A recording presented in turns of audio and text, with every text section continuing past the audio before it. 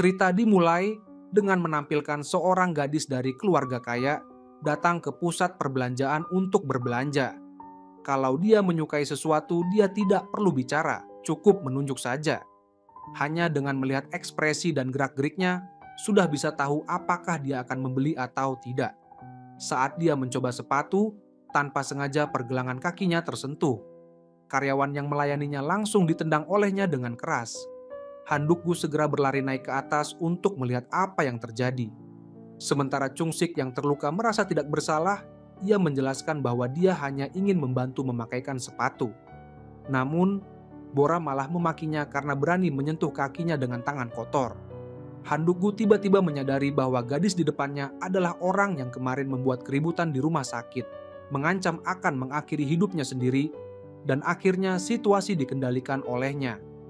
Tapi Bora bersikap seolah tidak melihat apapun, malah tampak sangat arogan dan ingin mengajukan keluhan terhadap Chung-sik. Takut kehilangan pekerjaan, Chung-sik langsung menarik Bora dan merendahkan diri sambil meminta maaf. Tapi dia malah ditolak dengan kejam. Saat itu, Handukgu langsung menggenggam tangan Bora dengan erat dan menunjukkan ketidaksenangannya demi membela temannya. Dia menganggap Bora terlalu keterlaluan, tapi malah didorong hingga terjatuh ke lantai. Saat itulah manajer pusat perbelanjaan datang. Chung-sik segera maju ingin meminta manajer untuk menengahi, tapi tidak menyangka bahwa manajer malah dengan hormat memanggil gadis itu dengan sebutan Nona Muda.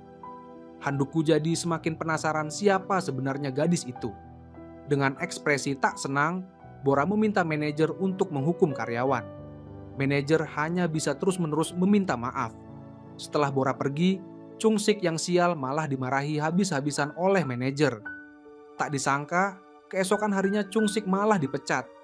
Handukgu awalnya mengira semua itu karena dirinya, tapi Chung-sik menjelaskan bahwa sudah banyak orang yang dipecat karena gadis itu. Handukgu tidak peduli dengan semua itu dan ingin membantu Chung-sik mendapatkan kembali pekerjaannya. Dia bahkan langsung datang ke rumah Bora. Saat itu Bora baru saja bertengkar dengan ayahnya dan sedang bersiap-siap untuk diam-diam kabur dari rumah. Kebetulan dia bertemu Handukgu yang datang mencarinya. Meski terkejut, tapi tanpa memberi Handukgu kesempatan bicara, Bora langsung bertanya apakah dia bisa mengemudi. Begitu Handukgu menjawab bisa, Bora langsung menyodorkan satu gantungan kunci mobil dan berkata kalau ada apa-apa, bicaralah di dalam mobil. Setelah itu dia mendorong Handukgu ke kursi pengemudi. Saat satpam mengejar keluar, mobil sudah melaju kencang. Handukgu mulai membela Chung-sik mengatakan bahwa semua itu adalah salahnya dan memohon agar Bora mengembalikan pekerjaan Chung-sik. Tapi Bora sama sekali tidak peduli dan bersikap acuh tak acuh terhadap Handukgu. Hal ini membuat Handukgu sangat marah. Dia segera menghentikan mobil di pinggir jalan dan menganggap bahwa Bora hanya mempermainkannya. Melihat itu, Bora dengan angkuh berkata bahwa kalau dia bisa mengantarnya ke tempat tujuan, maka dia akan memulihkan posisi Chung-sik. Setelah mereka sampai di sebuah klub malam, Bora langsung ingin meninggalkan Handukgu. Hal ini membuat Handukgu sangat marah dan memaksa Bora menelepon bagian HRD perusahaan. Padahal sebenarnya, Bora hanya sedang mempermainkan Handukgu. Dia sama sekali tidak berniat membantu. Saat Handukgu hendak mengejar Bora, dia malah dihadang oleh satpam. Handukgu ditahan di pintu karena bukan anggota klub dan tidak boleh masuk. Sementara itu, Bora sedang menari ketika seorang pemuda playboy datang mengajaknya kenalan. Bora tidak suka dan langsung menjauh. Tapi pria itu tidak mau menyerah. Bahkan semakin tertarik karena sikap angkuh Bora. Dia mulai bertingkah berlebihan terhadap Bora. Karena kesal dengan tingkahnya, Bora langsung menyiramkan anggur ke wajah pria itu. Si pemuda playboy hendak memukul Bora, untung saja ditahan oleh teman-temannya. Mereka bahkan meminta maaf kepada Bora dalam bahasa Inggris, tapi Bora tidak mengerti mereka sedang bicara apa. Saat itu, rasa superioritas si pemuda playboy langsung meledak. Dia terus berbicara dalam bahasa Inggris kepada Bora, bahkan menyelipkan hinaan dalam ucapannya. Hal ini membuat Bora sangat marah, tapi dia tidak bisa berbuat apa-apa. Tepat saat itu, Handukgu diam-diam menyelinap masuk dan muncul.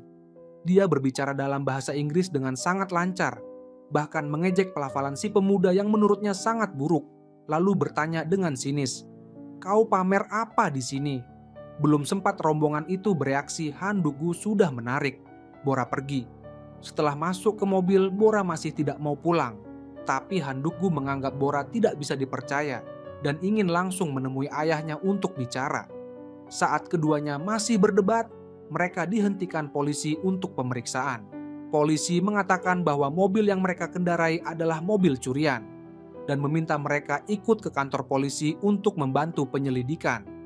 Di kantor polisi, Bora tidak punya pilihan lain selain menelepon ayahnya, berharap ayahnya mau menarik laporan. Tapi sang ayah menolak dan menyuruhnya mencari jalan keluar sendiri. Han Dugu yang sial harus ikut terjebak bersama si gadis keras kepala ini. Meski Han Dugu sempat mengeluh kepada Bora, namun dia bisa merasakan kesepian dan luka batin dalam hati gadis itu. Sementara itu, ayah Bora, karena desakan dari pengurus rumah tangga, akhirnya setuju meminta kantor polisi membebaskan putrinya. Setelah keduanya keluar dari kantor polisi, Han Dugu yang berhati baik menawarkan diri untuk mengantar Bora pulang.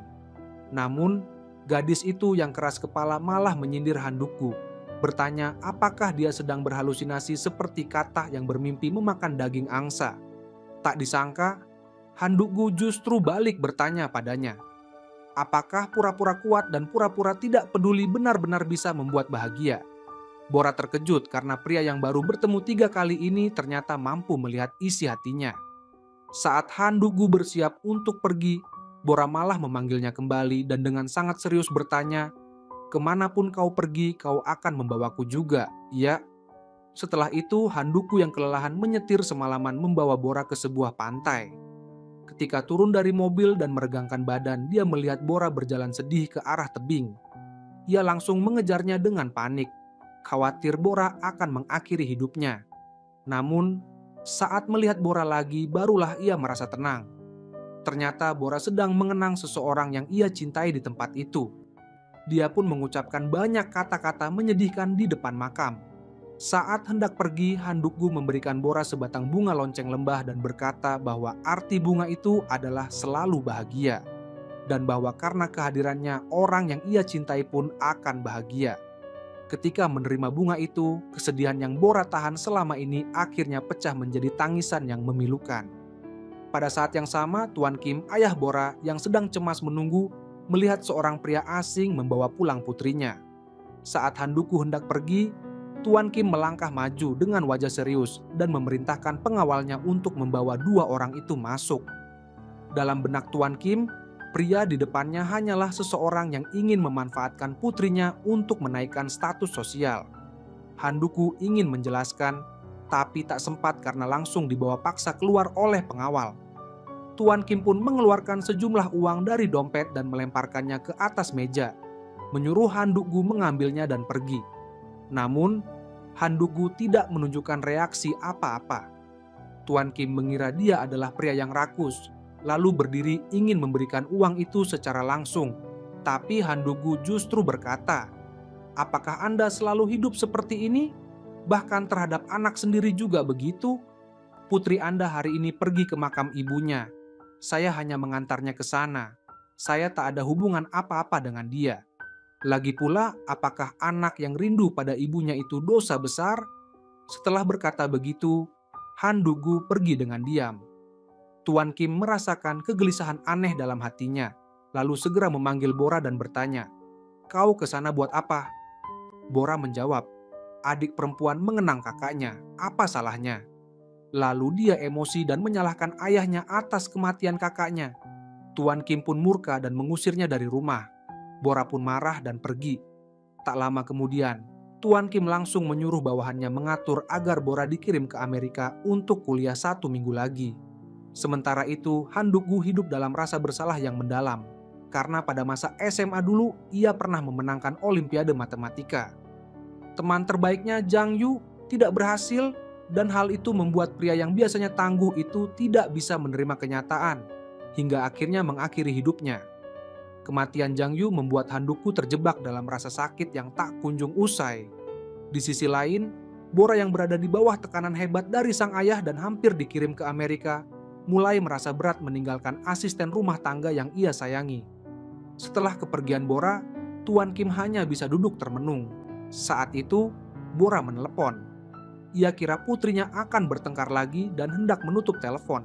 Namun mendadak terdengar suara Bora yang berkata dengan nada aneh, "Ayah, ayah pernah melihat bunga lonceng lembah belum? Ayah pasti tidak tahu arti bunga itu kan? Ayah harus bahagia ya, sungguh-sungguh bahagia." Begitu mendengar kata-kata itu, hati Tuan Kim tersentuh. Ia langsung menyuruh sekretarisnya membatalkan jadwal dan memutuskan untuk pergi ke bandara untuk mengantar Bora. Namun, ketika hendak pergi, sekretarisnya bergegas masuk dan menghentikannya, melapor bahwa Bora tidak terlihat dimanapun. Tuan Kim pun segera memerintahkan orang-orangnya untuk mencarinya ke segala penjuru, bahkan sampai ke tempat Han Dugu. Ketika ditanya apakah Bora ada di sana, Han Dugu justru balik bertanya, apa yang terjadi? Lalu ia diberitahu bahwa Bora telah menghilang dalam perjalanan menuju bandara. Setelah sopir taksi meninggalkannya, Bora tak terlihat lagi. Mendengar hal itu, Han Dugu mendadak teringat bahwa mungkin Bora kembali ke tempat itu. Dalam pikirannya muncul bayangan Bora yang sendirian, kesepian, dan histeris ingin pergi dari dunia ini, seperti saat Jang Yu meninggal beberapa tahun lalu. Saat itu, Bora meletakkan sebatang bunga lonceng lembah di depan makam kakaknya. Matanya penuh air mata lalu berjalan menuju tepi tebing. Saat dia nyaris jatuh, Han Dugu datang berlari dan memeluknya dari belakang. Di bawah pelukan dan penghiburan Han Dugu, perlahan-lahan Bora mulai kembali tenang. Saat itulah Tuan Kim juga sampai di tempat itu. Begitu melihat ayahnya, kondisi Bora tiba-tiba memburuk dan ia jatuh pingsan. Tuan Kim segera memeluk dan membawanya ke mobil. Saat hendak pergi, dia melihat Han Dugu berdiri tidak jauh dari sana. Ia pun melangkah mendekat dan menyampaikan rasa terima kasih yang tulus. Setelah Bora siuman dari pingsan, ia melihat ayahnya tertidur di samping tempat tidur. Ketika ia duduk, Tuan Kim langsung terbangun. Mereka berpelukan erat seperti dulu lagi. Keesokan harinya, Bora datang ke pusat latihan tinju tempat Han Dugu berada. Namun dihadang oleh asisten Han Dugu sejak kecil, yaitu Sungri.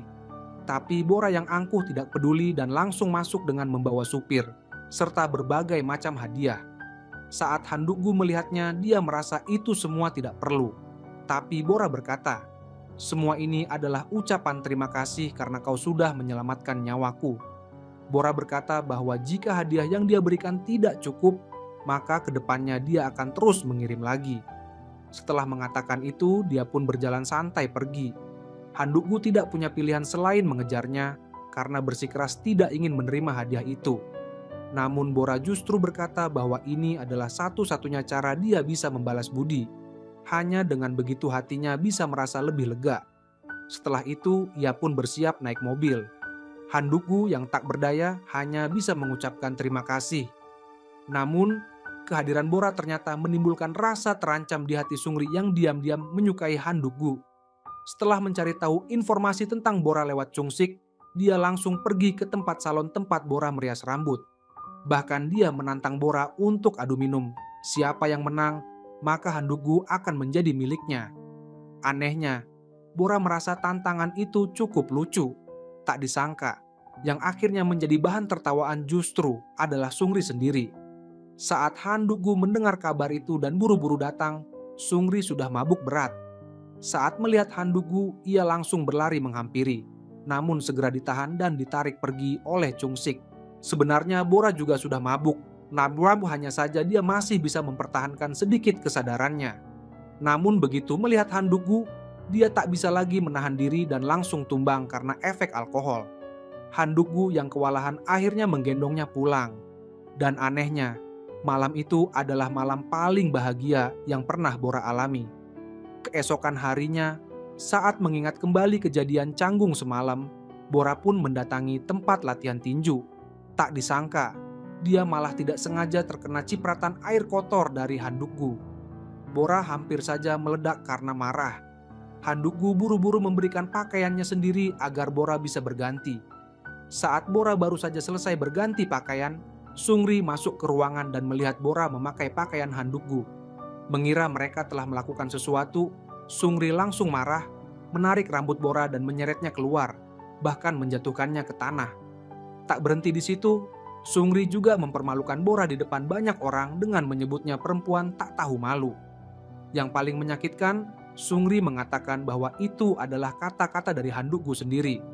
Sepanjang hidupnya, Bora belum pernah dipermalukan sebesar ini. Tanpa menghiraukan Handugu yang baru kembali, dia langsung berjalan keluar tanpa alas kaki. Handugu mengejar, ingin menjelaskan, namun Bora yang marah besar sudah tak mau mendengar. Harga dirinya sudah benar-benar tercabik oleh peristiwa itu. Handugu hanya bisa menatap kepergiannya dengan penuh penyesalan. Bora kembali ke rumah dalam keadaan sedih tanpa tahu sebabnya. Sementara di sisi lain, Handugu mengatakan kepada Sungri bahwa Bora bukanlah orang seperti yang ia bayangkan. Ia bahkan meminta Sungri untuk meminta maaf kepadanya. Keesokan harinya, karena tekanan dari ayahnya, Bora harus bertemu calon pasangan kencan buta bernama Junho. Meski diajak ke akuarium, Bora sebenarnya tidak tertarik. Namun, seekor anjing laut gemuk berhasil menarik perhatiannya. Sementara itu, Handugu sedang berbicara di telepon dengan Sungri, mengatakan bahwa ia telah menyiapkan hadiah ulang tahun. Sungri dengan gembira masuk ke kamar Handugu, namun tanpa sadar ia mengambil hadiah yang salah. Di dalamnya ternyata berisi pakaian yang pernah dikenakan Bora malam itu. Tanpa tahu hal tersebut, Sungri malah memakai pakaian itu dan pergi menemui Bora. Tujuan Sungri datang adalah ingin memamerkan hadiah dari Handugu sekaligus minta maaf atas kejadian kemarin. Tapi tak disangka, dirinya justru jadi bahan tertawaan. Ketika mengetahui bahwa pakaian itu adalah milik Bora yang ditinggalkan malam itu, Sungri langsung merasa seolah langit runtuh. Ia melepas pakaian itu di depan umum dan melemparkannya ke arah Bora, lalu menangis terseduh-seduh dan kembali ke tempat latihan tinju. Semua orang yang melihatnya langsung terdiam. Handugu ingin tahu alasan sebenarnya, dan Sungri pun mengungkapkan semua rasa terluka dan perasaannya selama ini kepada Handugu. Ia merasa dirinya hanya seperti seekor itik buruk rupa yang tak mungkin bisa dibandingkan dengan Bora yang kaya dan cantik. Handugu pun memutuskan untuk menemui Bora dan meluruskan semua kesalahpahaman. Tak disangka, pertemuan itu justru mengubah takdirnya. Secara tak sengaja, ia menjatuhkan papan permainan milik ayah Bora. Tapi saat pria tua itu menerima panggilan telepon, Handugu mengandalkan ingatannya untuk mengatur ulang posisi bidak catur ke tempat semula. Ketika Tuan Kim kembali dan melihat posisi catur yang tepat, ia sangat terkejut. Keesokan harinya, ia kembali memanggil Handugu datang. Setelah menyelidiki, Tuan Kim menyadari bahwa Handugu sama sekali tidak bisa bermain permainan itu. Untuk mengujinya, ia pun mengacaukan susunan permainan yang sulit dan bertanya bagaimana seharusnya. Handugu hanya mengandalkan daya ingatnya dan berhasil menyusunnya kembali satu persatu. Hal ini membuat Tuan Kim sangat terkesan. Namun, Tuan Kim tidak tahu bahwa pria biasa di hadapannya ini dulunya adalah peraih medali emas Olimpiade Matematika.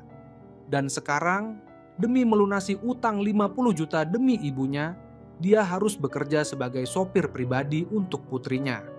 Handugu tidak hanya mengantar Bora sekolah setiap hari, tapi juga setia menunggu di depan gerbang sekolah. Sayangnya, Bora adalah siswi yang sangat buruk dalam pelajaran. Ketika Handugu membantunya mencari bahan belajar, dia tanpa sengaja menemukan sebuah buku aritmatika yang pernah dibacanya dulu. Buku itu membuatnya mengingat sahabat lamanya yang telah tiada, dan kenangan masa lalu itu menyedotnya ke dalam waktu hingga lupa segalanya. Wajah Handugu yang fokus benar-benar tampak sangat menarik. Dia bahkan tidak sadar bahwa Bora duduk di sampingnya sejak tadi. Ketika Handugu selesai membaca, waktu sudah berlalu beberapa jam. Bora penasaran ingin tahu buku macam apa yang bisa membuat Handugu begitu fokus. Sayangnya, buku itu seluruhnya ditulis dalam bahasa Inggris, dan dia hanya bisa mengerti sebagian kecil. Ketika Handugu membantu Bora mengumpulkan tugas esai, ia juga menemukan banyak kesalahan. Karena punya waktu luang, ia memperbaiki semuanya satu persatu. Dan keesokan harinya, tugas Bora mendapatkan pujian dari guru di depan seluruh kelas. Saat Bora membuka tugasnya, ia baru menyadari bahwa itu adalah hasil karya Handugu. Setelah jam pelajaran usai, Junho mengajak Bora pergi makan. Namun ajakan itu langsung ditolak olehnya. Junho mengira Bora sedang manja, jadi ia mendekat dan mengajak sekali lagi. Sayangnya, tindakan itu malah membuat Handugu mengira Junho adalah orang jahat. Saat kedua pria itu saling bertatapan, Mereka tiba-tiba menyadari bahwa mereka pernah bertemu di rumah sakit kemarin. Saat itu, dokter mendiagnosis teman Handugu mengalami mimisan karena pembuluh darah pecah, tapi Handugu justru memprediksi ada kemungkinan retak tulang tengkorak hanya dari warna dan kekentalan darah. Meskipun begitu, sang dokter tetap bersikukuh pada pendapatnya dan malah balik bertanya siapa sebenarnya yang dokter. Perdebatan ini menarik perhatian Junho, dan ketika melihat hasil CT scan membuktikan Handugu benar, ia pun bertanya, Handugu lulusan universitas mana? Namun, Handugu menghindari topik itu, membuat Bora semakin penasaran dengan masa lalu pria itu. Bora kemudian mencari kesempatan untuk menanyakan langsung kepada Handugu, tapi yang ia dapatkan hanyalah senyuman ringan darinya. Saat mereka sedang membaca buku di perpustakaan, Handugu tanpa sengaja menemukan sebuah cerita dongeng Ratu Salju yang mengingatkannya pada masa kecil. Hal itu membuat Bora juga teringat tentang seseorang yang meninggalkannya di tengah hujan bertahun-tahun lalu. Orang itu adalah Handugu. Sayangnya, Handugu sama sekali tidak mengingat gadis kecil itu. Malamnya, Bora pulang ke rumah dan menemukan kembali lukisan masa kecilnya. Ia bergumam sendiri, kenapa aku tidak menyadarinya lebih awal? Tapi keesokan harinya, saat di kelas, ia justru dipanggil guru ke depan untuk menjelaskan isi esainya. Bora langsung terdiam. Ternyata malam sebelumnya, Handugu diam-diam menyelinap ke kelas untuk memberikan esai yang sudah ia bantu tulis. Namun Bora malah mengaku telah menjiplak. Untung saja gurunya menganggap Bora lucu, jadi hanya menghukumnya untuk menyanyi satu lagu. Di saat Bora kesulitan, Handugu langsung menggantikan dan menyanyi, meski suaranya tidak sesuai nada sama sekali. Walau begitu, Handugu tetap berhasil menyelamatkan Bora, dan sebagai balasan ia minta dipanggil Opa. Permintaan ini membuat Bora malu setengah mati. Handugu langsung berkata itu hanya lelucon. Setelah itu Bora pergi berlari karena malu. Handugu lalu mengejar Bora sambil berteriak, "Kalau kamu masih lari, aku tidak akan memaafkanmu." Namun tiba-tiba, mungkin karena kelelahan, Bora mendadak pingsan. Di rumah sakit, Handugu baru mengetahui dari Junho bahwa Bora menderita penyakit autoimun kronis yang bisa menyebabkan pingsan tiba-tiba. Beberapa hari setelahnya, Handugu selalu mengingatkan Bora untuk minum obat tepat waktu. Saat mengantar Tuan Kim ke bandara, mereka berdua berdiri bersama menatap langit luas. Handugu berkata ini adalah kali kedua ia datang ke bandara. Pertama kalinya 8 tahun lalu bersama seorang gadis kecil. Bora dengan cepat bertanya seperti apa gadis itu. Handugu menjawab, mereka punya kesamaan, sama-sama punya penyakit putri. Ia juga bilang, sejak pertemuan itu ia tidak pernah bertemu lagi dengan si gadis, karena tak sempat memenuhi janjinya karena suatu alasan.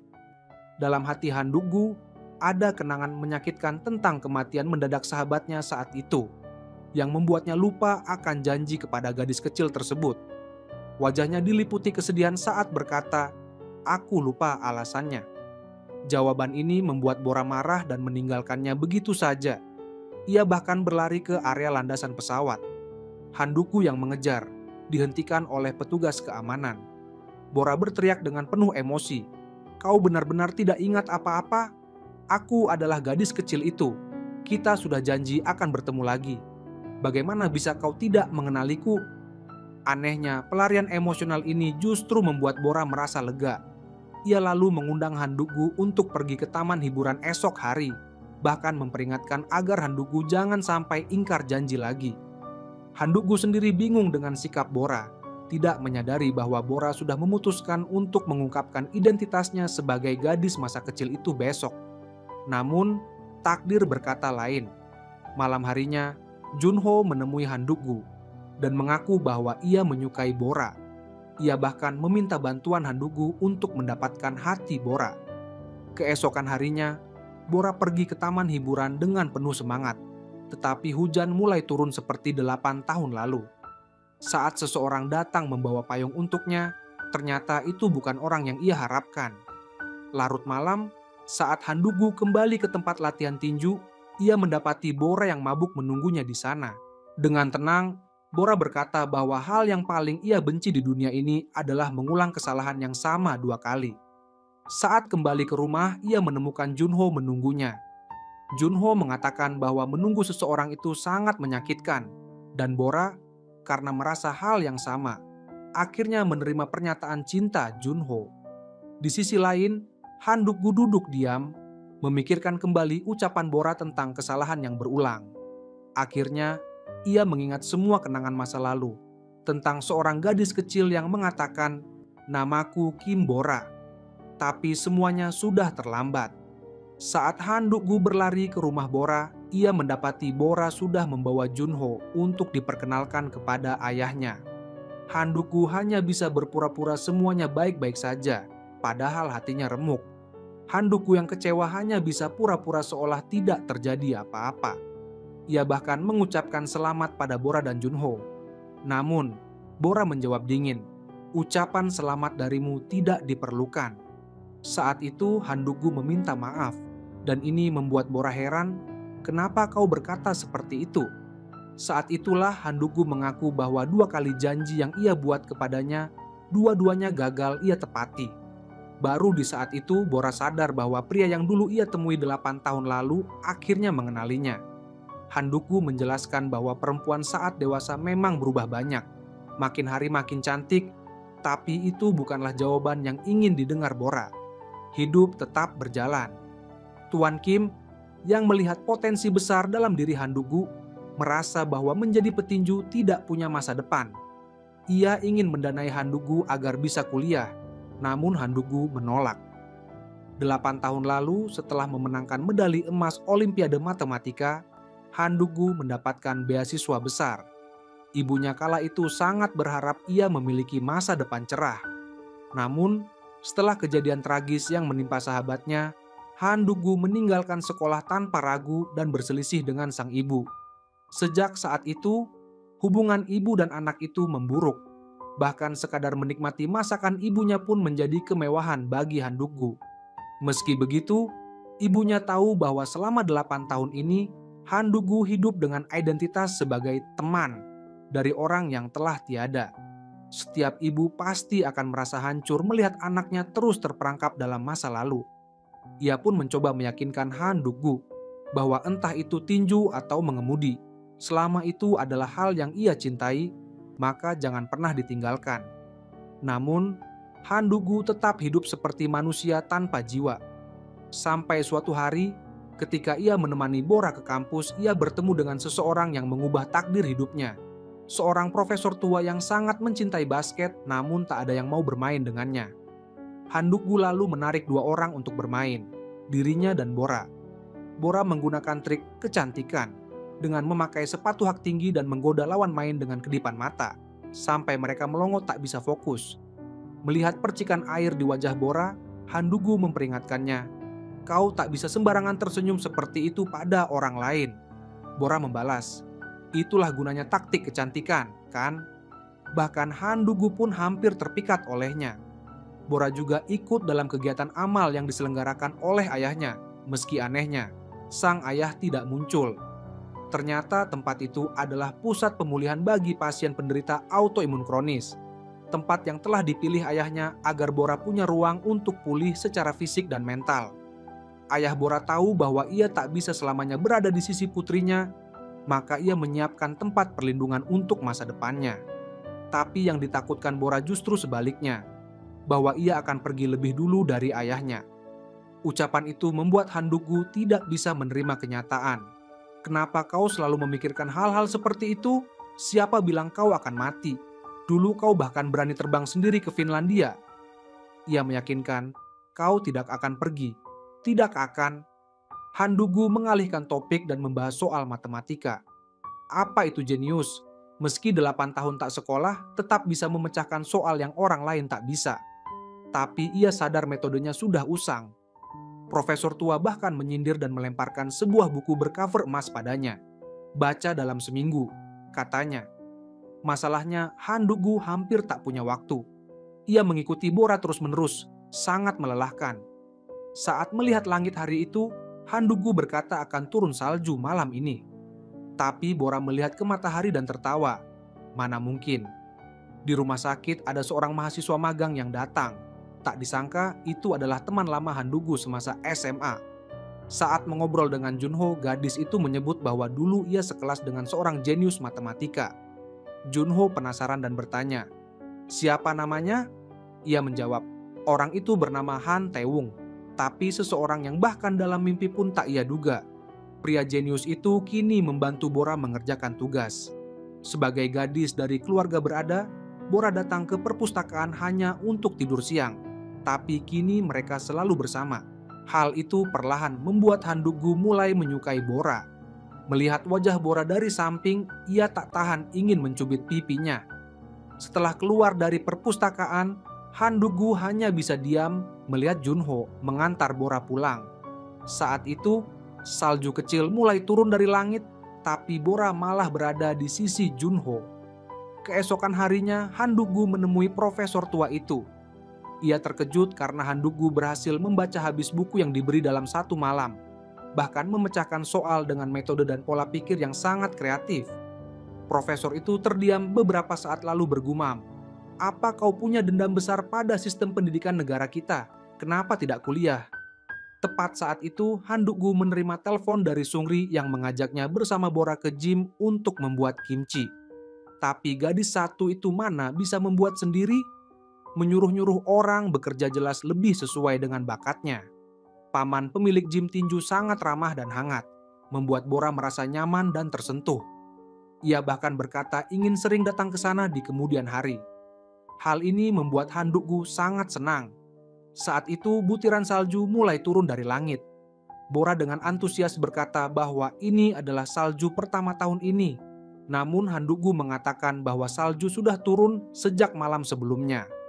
Meski begitu, hal tersebut tak mempengaruhi Bora untuk membuat permohonan. Han Du-gu yang tak mampu menahan perasaannya tiba-tiba menciumnya. Mata Bora langsung membelalak karena terkejut. Saat kembali ke rumah, Bora hanya berdiam diri dalam kamarnya. Sementara itu, Han Du-gu menyalurkan perasaannya dengan memukul samsak di gym. Keesokan harinya, Han Du-gu menemui Bora di rumah sakit dan meminta maaf atas tindakannya yang impulsif. Tapi Bora tidak memaafkannya. Ia bahkan menyebut Han Du-gu terlalu semaunya sendiri. Setelah Bora pergi, Han Du-gu hanya bisa diam diliputi rasa bersalah. Di saat itu, Ji-hye kebetulan lewat dan langsung mengenali Han Du-gu sebagai teman lama. Dua teman lama pun berbincang di ruang tunggu rumah sakit. Ji-hye sangat memahami bahwa luka terdalam dalam hati Han Du-gu adalah Jang Yu, mendiang sahabatnya. Saat Han Du-gu hendak pergi, Ji-hye mengejarnya dan mengatakan, "Jang Yu tidak meninggal karena kau, jadi kau tak perlu bersedih lagi." Karena berada di rumah sakit yang sama, pertemuan dengan Bora dan Junho pun tak terelakkan. Ji-hye yang suka bergosip langsung bertanya, "Dia pacarmu ya?" Junho dengan bangga menjawab bahwa Jang Yu adalah kakak dari pacarnya. Ji-hye pun terkejut mendengarnya. Di ruang musik, Han Du-gu bersama profesor tua. Sang profesor bertanya, "Kau tahu judul lagu ini?" Dengan nada muram, Han Du-gu menjawab bahwa ini adalah lagu favorit temannya, aransemen dari Gavotte. Kenangan pun kembali menghantui pikiran Han Du-gu seperti irama musik yang terus berulang. Profesor hanya bisa menghela napas. "Kenapa kau meninggalkan sekolah selama 8 tahun?" Namun Han Du-gu sudah tidak sanggup mendengarnya lagi. Air mata pun mengalir tanpa sadar. Di sisi lain, Bora masih kesal karena kehilangan ciuman pertamanya. Ia melampiaskan kemarahannya kepada staf rumah sakit yang tak bersalah. Junho kembali menyaksikan langsung betapa meledaknya emosi Bora. Saat mereka hendak makan malam, Bora tiba-tiba melihat ibunya duduk di meja seberang. Wanita itu telah meninggalkan ayah Bora dan menikah lagi bertahun-tahun lalu. Melihat pemandangan itu, Bora berdiri hendak pergi, namun sang ibu menghentikannya. Setiap kata yang keluar dari mulut Bora dipenuhi kebencian. "Jangan pikir hanya karena kau bicara seperti itu, aku akan memaafkanmu. Di pemakaman kakakku ketika tahu kau masih hidup, aku malah berdoa agar Tuhan mengambilmu, bukan kakakku." Kata-kata itu terdengar oleh Junho yang berdiri di belakangnya. Ia menarik Bora dan memintanya meminta maaf pada ibunya. Namun permintaan itu hanya membuat Bora makin marah. Ia menantang Junho, "Kau tahu apa tentang keluargaku?" Tapi Junho bersikeras bahwa ia tahu semuanya. Malam itu Bora menghilang. Begitu tahu Bora kabur dari rumah, Han-dugu langsung mencarinya kemana-mana, dari jalanan hingga ke perpustakaan, tapi tak menemukannya. Ketika Han-dugu kembali ke gym, ia mendapati Bora terluka. Ia langsung memeluk Bora, memberikan kehangatan dan penghiburan. Setelah itu ia bertanya, "Apa yang bisa kulakukan untukmu?" Bora menjawab bahwa ia ingin mengunjungi makam kakaknya. Saat kembali ke pemakaman, barulah Han-dugu menyadari bahwa makam itu adalah milik kakak Bora, bukan ibunya. Bora berkata bahwa kakaknya meninggal tanpa tahu ibunya masih hidup. Itulah luka terdalam di hati Bora dan alasan ia tak bisa memaafkan sang ibu. Mereka kemudian pergi ke pantai. Kesedihan Bora perlahan mereda, dan ia kembali teringat pada ciuman kemarin. Ia pun berkata pada Han-dugu, "Ada yang bilang, kita boleh membenci debu, tapi tidak boleh membenci cinta. Dan kau adalah sebutir debu itu." Ombak menerpa kaki Bora, membasahi sepatunya dan membuatnya jatuh ke pelukan butiran debu itu. Meskipun sepatunya basah, tapi tidak terlalu parah. Sepatu kulit Han-dugu malah membuatnya sedikit oleng. Namun Bora tetap menoleh dan menyuruh Han-dugu untuk segera menyusulnya. Kebahagiaan memang tak berlangsung lama. Malam itu Junho menunggu Bora di gym hingga larut. Begitu tahu Bora bersama Han-dugu, ia langsung maju dan memukul Han-dugu dengan keras.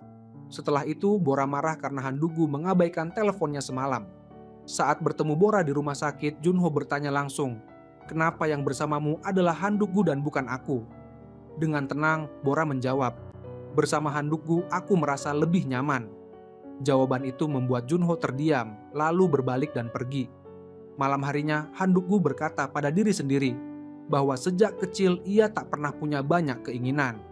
Tapi sekarang ia hanya punya satu, bisa terus bersama Bora. Namun siapa sangka hari itu ibu Bora mendatangi Tuan Kim. Ia berkata bahwa mulai sekarang ia akan sering menemui Bora dan meminta agar Tuan Kim tidak menghalanginya. Ia tak ingin Bora akhirnya bernasib sama seperti Jang Yu. Ucapan itu benar-benar menyentuh hati Tuan Kim. Selama bertahun-tahun ini, dia tidak pernah menyebut soal kepergian putranya, karena itu adalah luka terdalam dalam hatinya. Di tengah perjalanan, Tuan Kim menyuruh Han-dugu kembali ke tempat tinggal lamanya. Sejak kematian Jang Yu, Tuan Kim pun tak pernah menginjakkan kaki ke sana lagi. Ia menyuruh Han-dugu pulang terlebih dahulu, sementara dirinya perlahan melangkah masuk ke rumah. Setelah 8 tahun, Tuan Kim kembali memasuki kamar putranya. Ruangan itu tak berubah sedikit pun, tapi pemiliknya sudah tiada. Keesokan harinya, Han-dugu memberikan sebuah hadiah kepada Bora. Hadiah itu seharusnya sudah diberikan 8 tahun yang lalu ketika mereka bertemu di taman hiburan, tapi baru sekarang bisa sampai ke tangan Bora. Saat Bora membuka hadiah tersebut, ia menemukan sebuah buku berjudul Ratu Salju, dan di dalamnya ada sepucuk surat. "Bora, meskipun kamu pernah bilang kamu tidak suka membaca dongeng yang membosankan seperti ini, tapi aku selalu merasa kamu harus membaca buku ini. Sama seperti Laura yang mencairkan hati beku Kai, aku harap kamu bisa mengurai simpul kecil di hati Junho. Karena Kai milikmu itu sebenarnya adalah Junho. Dan hadiah ini bukan dari Han-dugu yang sekarang, tapi dari seorang pria yang secara kebetulan bertemu saat kamu kabur dari rumah 8 tahun lalu. Dia ingin memberikannya untuk gadis kecil yang manis." Di tempat lain, Han-dugu bertemu Jihe di rumah sakit. Saat keduanya mengobrol, Jihe dengan jelas menyebutkan bahwa Jang Yu punya seorang adik perempuan. Jihe lalu bertanya pada Han-dugu, "Kamu kenal pacarnya Junho, Bora itu?" Han-dugu menjawab, "Tentu saja kenal, dia adalah adik perempuan Jang Yu." Kabar ini sungguh tak bisa diterima oleh Han-dugu. Setelah itu, Han-dugu pergi ke villa Tuan Kim di pinggiran kota. Saat itu Tuan Kim sedang membereskan pakaian dan masih sempat mengenalkan putranya kepada Han-dugu. "Kamu belum tahu, kan? Ini anak saya. Dia sudah pergi sejak 8 tahun lalu. Sampai belum lama ini saya masih tidak berani melihat fotonya, karena tiap kali saya lihat, rasanya dia masih hidup. Saat dia masih hidup, saya juga tidak tahu apa yang dia suka. Saya hanya menyuruh dia belajar rajin. Saya hanya tahu bahwa dia suka tinju." Meskipun Junho melamar Bora, namun segalanya berlangsung terlalu cepat, dan Bora tidak punya persiapan mental. Ia pun tak bisa menerima tindakan Junho yang begitu terburu-buru. ia hanya mengucap maaf lalu berbalik meninggalkannya. Dalam perjalanan pulang, Han Duku sadar bahwa mungkin itu adalah terakhir kalinya ia mengantar Tuan Kim. Melihat bayangan punggung Tuan Kim yang menjauh, hati Han Duku dipenuhi penyesalan. Satu-satunya hal yang bisa ia lakukan adalah berdiri di depan rumah Bora, menunggu ia kembali. Air mata pertama Han Duku adalah karena rindu terhadap sahabatnya. Air mata kedua mungkin adalah tanda perpisahan selamanya dengan Bora. Saat Bora melihat Han Duku dengan mata berlinang air mata, hatinya dipenuhi kebingungan. "Han Duku, kamu kenapa? Boleh aku peluk kamu sebentar?" Han Duku berlari begitu saja. Kini, rasa bersalah terhadap Bora pun menambah beban di pundaknya. Tidur pun menjadi hal yang mewah bagi Han Duku. Ia telah 3 kali melewati tempat itu tanpa tahu bahwa di sanalah sahabat terbaiknya dikuburkan. Ia hanya bisa terus meminta maaf, mencoba menghapus luka selama bertahun-tahun. Tubuh dan jiwanya pun terasa lelah. Saat melihat ruang latihan tinju, kakinya tak bisa melangkah lagi. Karena tidak menemukan Han Duku, Bora pergi ke tempat latihan dan mendapati Han Duku sudah pingsan. Ia panik dan tak punya pilihan lain selain memanggil Junho untuk merawat Han Duku. Ketika Junho melihat wajah Bora, ia pun sadar betapa pentingnya Han Duku dalam hati Bora. Ia tetap memberikan perawatan medis untuk Han Duku. Saat Han Duku sadar, ia berkata pada Bora, "Dulu aku punya sahabat yang sangat dekat. Tapi karena aku, dia akhirnya meninggal. Bahkan aku tidak datang ke pemakamannya. Aku selalu menghindar. Aku tak mau mengakui bahwa dia sudah benar-benar pergi. Aku juga tidak ingin mendengar orang berkata bahwa aku penyebab kematiannya. Tapi kemarin, aku akhirnya tahu di mana dia dimakamkan." Bora bertanya, "Sahabatmu itu orang seperti apa?" Han Duku menjawab, "Dia orang yang bodoh dan tidak tahu bagaimana menjaga dirinya. Dia juga orang yang sangat rapuh, seperti kakakmu." Setelah mendengarnya, hati Bora pun ikut terluka. Han Duku telah menghabiskan 8 tahun untuk mencoba keluar dari bayang-bayang Jang Yu, tapi takdir mempermainkannya, membuatnya justru bertemu adik perempuan Jang Yu. Ketika mereka berpisah, Han Duku mengajak Bora ke suatu tempat, warung makan milik ibunya. Saat melihat Bora makan, mata sang ibu tidak pernah berpaling darinya. Persis seperti yang Han Duku katakan, Bora memang gadis yang sangat cantik. Bora pun menyapa ibu Han Duku, lalu Han Duku memintanya untuk keluar dulu sebentar. Ibu Han Duku hanya dengan sekali tatap langsung tahu bahwa Bora adalah gadis yang sangat dicintai oleh putranya. Han Duku berkata pada ibunya bahwa itu adalah kali terakhir ibunya bertemu dengan Bora, karena Bora adalah adik dari Jang Yu. Untuk tidak mengukit luka lama di hati Bora maupun Tuan Kim, Han Duku memutuskan menyimpan cintanya dalam diam. Setelah itu, ia menemui Tuan Kim dan mengatakan ingin menunda pekerjaan demi melanjutkan pendidikan. Tuan Kim sangat mendukung keputusan itu. Ia bahkan lebih senang jika Han Duku memilih sekolah daripada bertinju dan menaruh banyak harapan pada masa depan Han Duku. Sebelum berpisah, Tuan Kim meminta bantuan Han Duku untuk mengambil sebuah lukisan di villa pedesaan milik keluarganya. Ketika Han Duku mengambil lukisan itu, tanpa sengaja ia masuk ke kamar milik Jang Yu. Melihat barang-barang yang dulu begitu familiar dan mendengarkan lagu kesukaan Jang Yu, Han Duku merasa seolah Jang Yu masih ada di hadapannya. Saat lukisan itu dibawa ke kantor Tuan Kim, mereka mulai berbincang tentang keluarga. Ketika nama Jang Yu disebut, Tuan Kim mengaku sangat menyesal karena merasa dirinya sendirilah yang telah membuat Jang Yu kehilangan nyawa. Meskipun orang-orang mengatakan teman Jang Yu lah penyebabnya, Tuan Kim tahu itu bukan salah si teman. Han Duku terkejut mendengarnya dan bertanya apakah Tuan Kim ingin bertemu dengan teman Jang Yu itu. Tapi Tuan Kim menolak dengan tegas. Ia hanya sesekali penasaran apakah orang itu hidup dengan hati yang tidak tenang. Dalam perjalanan pulang, Han Duku memutar sebuah lagu yang ia bilang sebagai lagu favorit temannya. Ia meninggalkan lagu itu di mobil agar Tuan Kim bisa mendengarkannya nanti. Tuan Kim mengucapkan terima kasih atas hadiah tersebut. Sementara Han Duku yang mendengarkan lagu yang begitu familiar, tak kuasa menahan air matanya. Keesokan harinya, Han Duku menemui Jihe dan memintanya untuk menyembunyikan identitas aslinya dari Bora dan Junho termasuk nama aslinya, Han Taewung. Ternyata Han Dugu bukanlah nama aslinya. Saat Jihye bertanya apakah dia menyukai Bora, Han Dugu mengangguk dan menjawab bahwa justru karena menyukai Bora, ia tidak ingin menyentuh luka lama di hatinya. Namun Jihye khawatir, bagaimana jika ternyata Bora juga menyukai Han Dugu. Tapi Han Dugu meyakinkan bahwa itu tidak akan terjadi. Saat Bora mengetahui Han Dugu berhenti kerja, dia langsung mencarinya dan menanyai alasannya, bahkan menyinggung apakah itu karena mereka sudah putus. Han Dugu bersikap seolah-olah itu bukan urusannya, mengatakan bahwa ia telah berhenti dan berharap Bora tidak mencarinya lagi. Namun Bora berteriak menyuruhnya berhenti.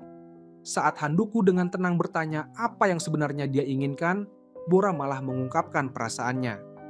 "Aku menyukaimu, Han Dugu." Han Dugu menganggap itu lelucon dan meminta Bora berhenti bercanda, bahkan menyuruhnya segera pergi. Tapi Bora malah memeluknya dari belakang. Hati Han Dugu pun ikut bergetar. Ia tahu Bora sungguh-sungguh, tapi memikirkan bahwa dia adalah adik Jang Yu, luka di hatinya membuatnya tidak sanggup menghadapi semuanya. Saat itu juga, Sungri dan Chungsik membuka pintu dan melihat adegan itu, membuat mereka terkejut. Bora tidak menjelaskan apa-apa dan memilih pergi. Han Dugu mencoba mengejarnya, tapi ia tidak tahu harus mengatakan apa. Bora menegaskan kembali bahwa perasaannya adalah nyata. Namun Han Dugu hanya bisa terdiam melihat kepergiannya. Keesokan harinya, Han Dugu mengajak Bora bertemu, mengira Bora telah salah paham pada perasaannya sendiri dan menganggap itu hanya ilusi dari kasih sayang seorang kakak. Ia berkata akan menganggap tidak pernah mendengar ucapan Bora semalam. Saat ia hendak pergi, Bora menjelaskan bahwa setiap hari ia hanya memikirkan Han Dugu. "Aku suka kamu, benar-benar suka," katanya.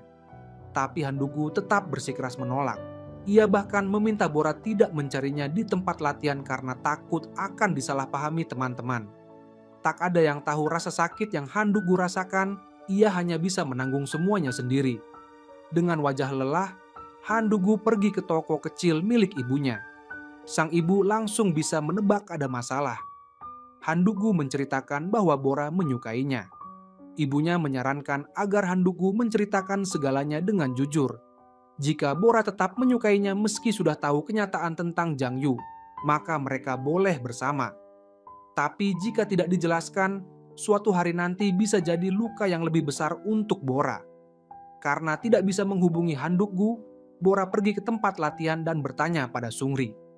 Tapi Sungri malah menyambutnya dengan kata-kata sinis. Meski begitu, Bora tidak marah, hanya meminta Sungri menyampaikan pesan agar Han Dugu menjawab telepon darinya. Setelah Bora pergi, Sungri merasa sedikit malu dan mengakui mungkin ucapannya terlalu kasar. Sementara itu, Han Dugu pergi ke makam Jang Yu, membawa arak putih dan bersulang dengannya.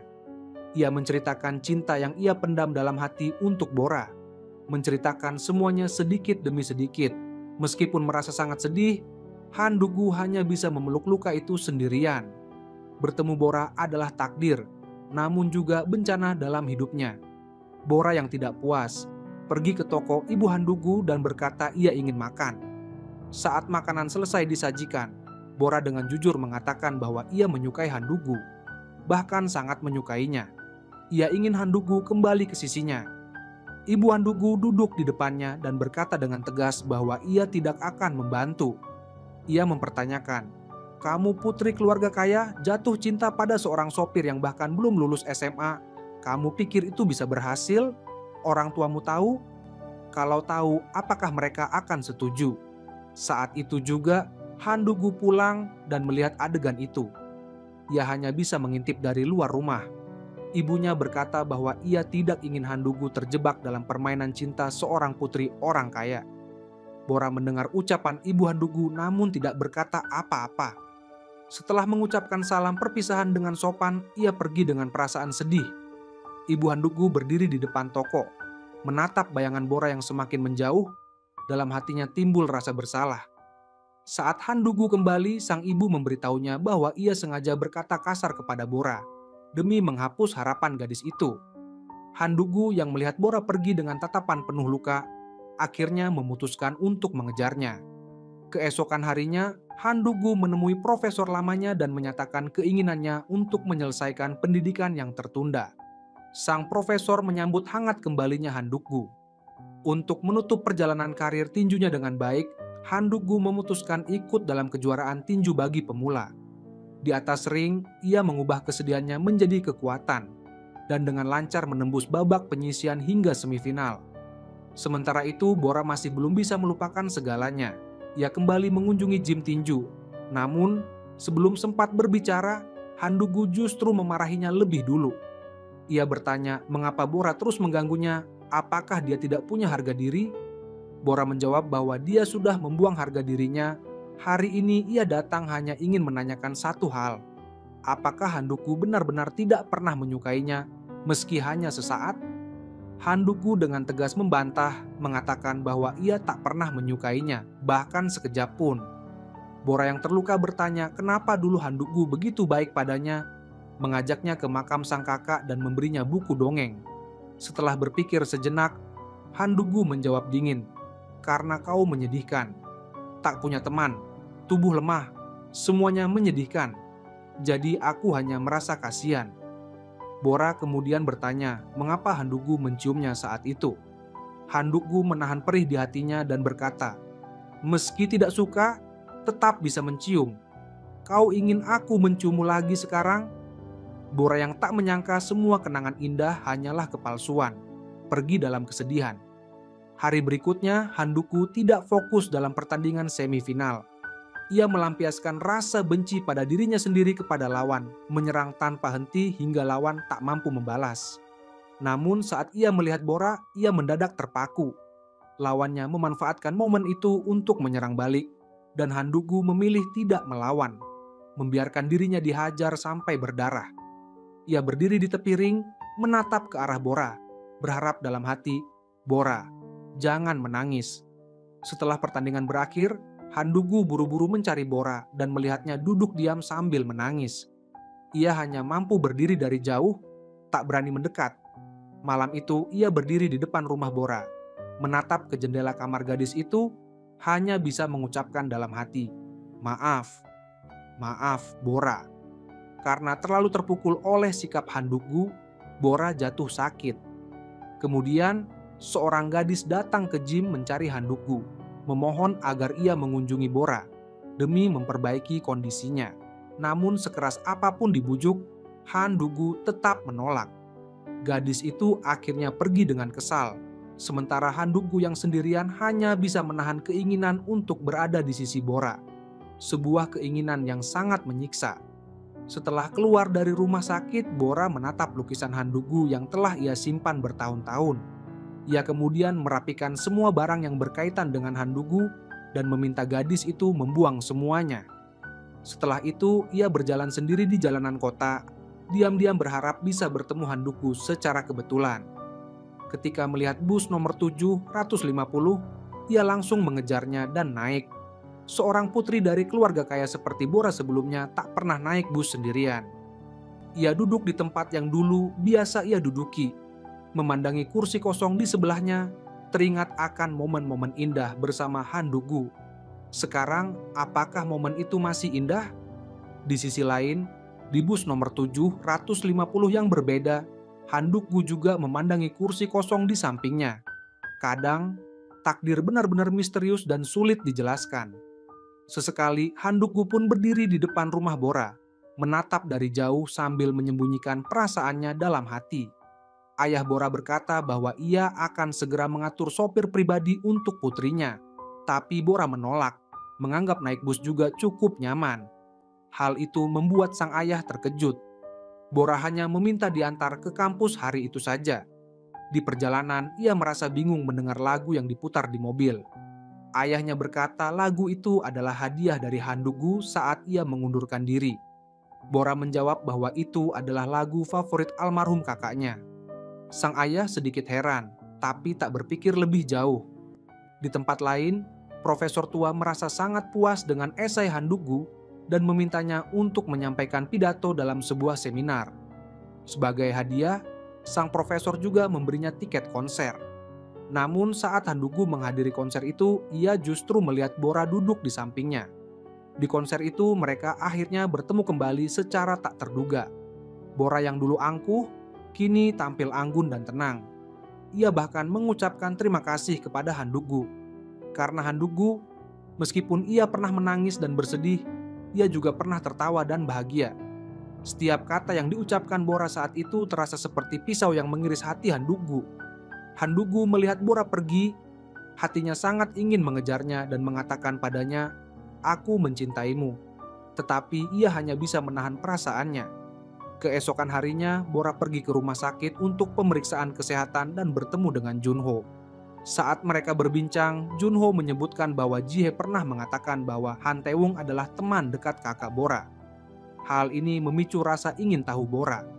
Ia ingin tahu lebih banyak tentang kakaknya melalui Han Tae-woong dan bertanya pada Junho apakah ia bisa menghubungi Jihye untuk mendapatkan informasi lebih lanjut. Junho pun mencari Jihye untuk mendapatkan nomor telepon Han Tae-woong. Namun Jihye ragu dan berkata bahwa ia tidak memiliki nomor telepon Han. Jihye buru-buru pergi dan Junho memutuskan untuk mencari informasi lebih lanjut di sekolah menengah tempat Han Tae-woong dulu belajar. Ia terkejut mengetahui bahwa Han Tae-woong telah berhenti sekolah 8 tahun yang lalu. Junho merasa heran karena seorang jenius seperti Han Tae-woong tak mungkin berhenti begitu saja. Saat ia bertanya mengenai informasi kontak, pihak sekolah memberitahu bahwa mereka tidak bisa mengungkapkan data pribadi siswa. Junho pun semakin penasaran dan berusaha mencari Jihye lagi, namun ia menemukan bahwa Jihye sudah pergi untuk menghadiri konferensi internasional. Junho akhirnya menghubungi Handugu dan melihatnya keluar dari gym tinju.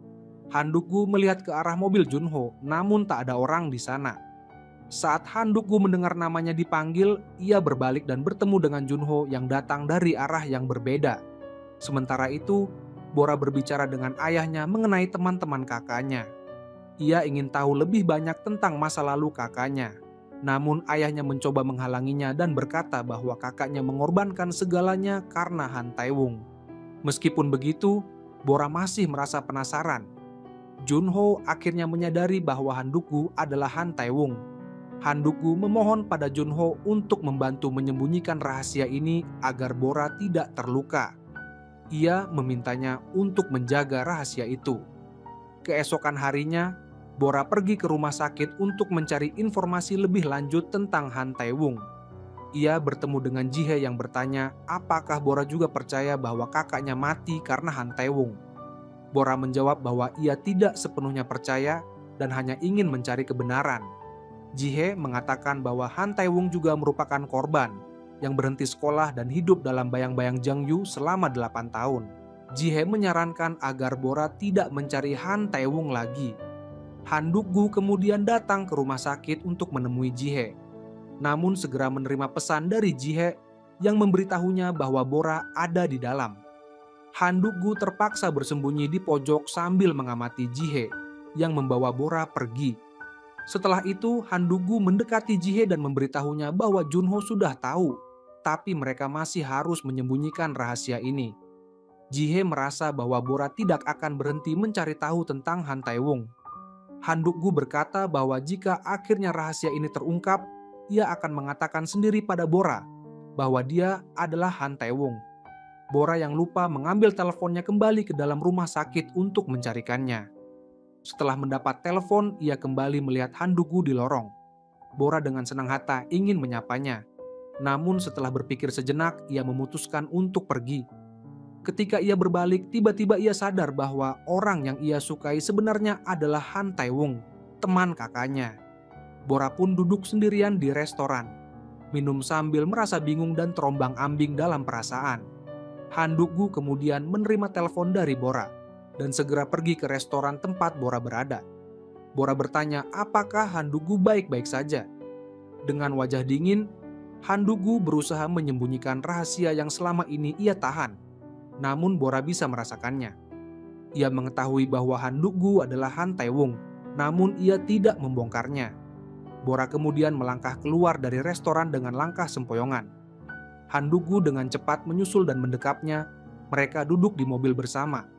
Tidak ada kata-kata yang terucap, Namun cinta di antara mereka terasa begitu kuat.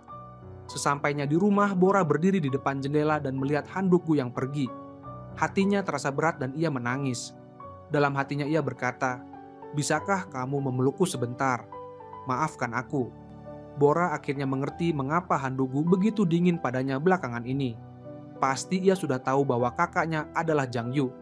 Keesokan harinya, Han Duk-gu menghabiskan waktu di gym tinju dan tiba-tiba menerima telepon dari Bora yang memintanya untuk datang ke sekolah menengah. Han Duk-gu pergi ke sana dan setiap sudut mengingatkannya pada kenangan bersama Jang Yu. Bora mengatakan bahwa sekolah itu adalah tempat kakaknya dulu belajar, dan ia selalu ingin melihatnya.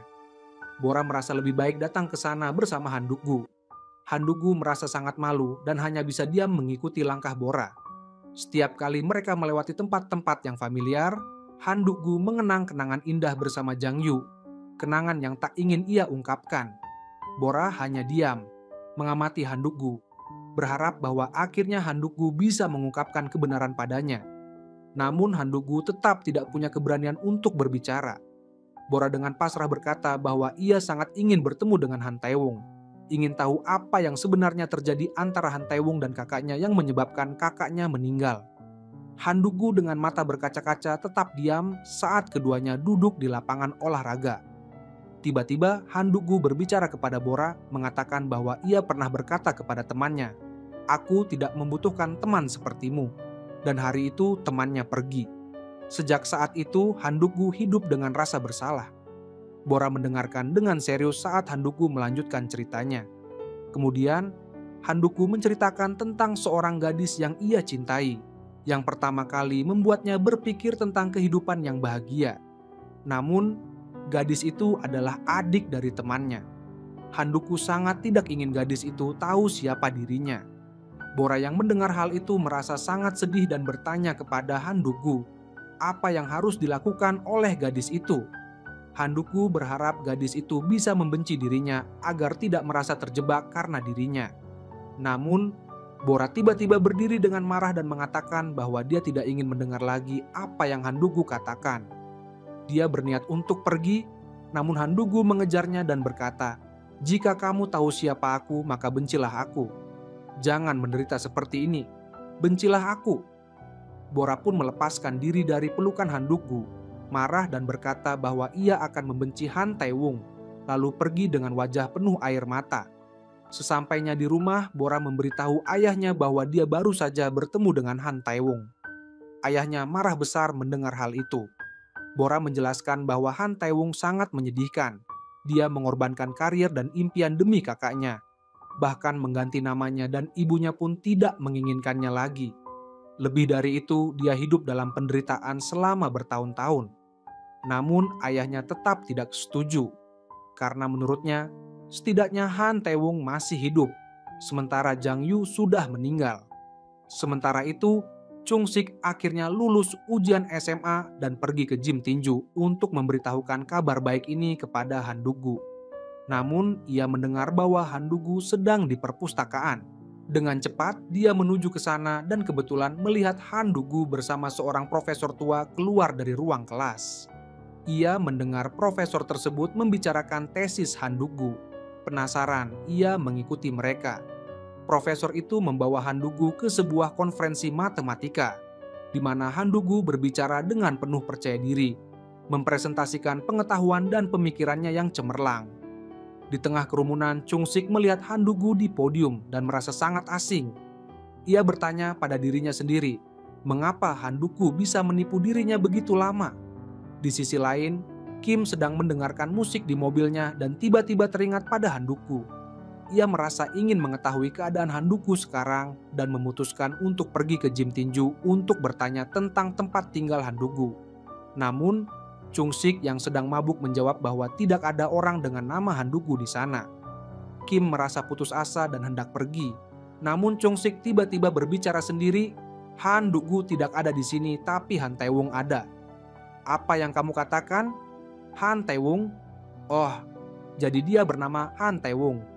Sementara itu, Bora sedang berjalan di taman sekolah, mengenang tawa dan senyum bersama Han Duk-gu. Tetapi dia masih belum bisa melupakan orang yang telah membuatnya terluka. "Han Duk-gu, yang sedang duduk di lapangan basket juga memikirkan Bora. Ia mulai bermain basket, namun tanpa sadar Bora yang ia rindukan ada di belakangnya. Meskipun Bora telah mengetahui identitas asli handuk Gu, ia tidak bisa mengendalikan perasaannya dan merasa sangat marah pada dirinya sendiri karena terlalu mencintainya. Aku benci diriku sendiri karena begitu menyukaimu. Aku benci kamu, pikir Bora.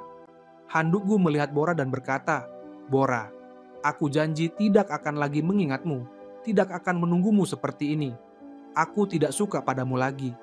Maafkan aku karena janji pertama aku padamu adalah untuk melupakanmu. Tapi aku akan tetap berusaha menjaga janji itu. Jangan menangis lagi. Jangan benci dirimu sendiri." Handuk Gu mengulurkan tangan untuk mengantar Bora pulang. Bora yang melihat bahwa Handuk Gu benar-benar menerima perasaannya, akhirnya meraih tangannya.